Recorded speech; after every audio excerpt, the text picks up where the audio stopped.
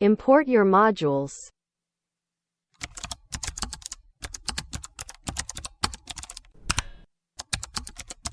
Set your URL.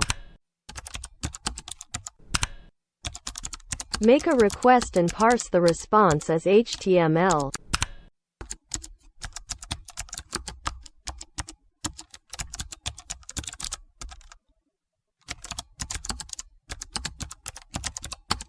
Select the original prices fields, and each product on the page.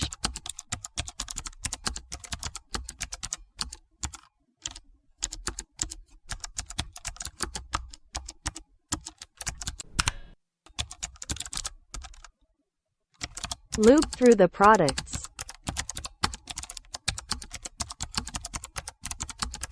Convert the data in the HTML attributes to JSON.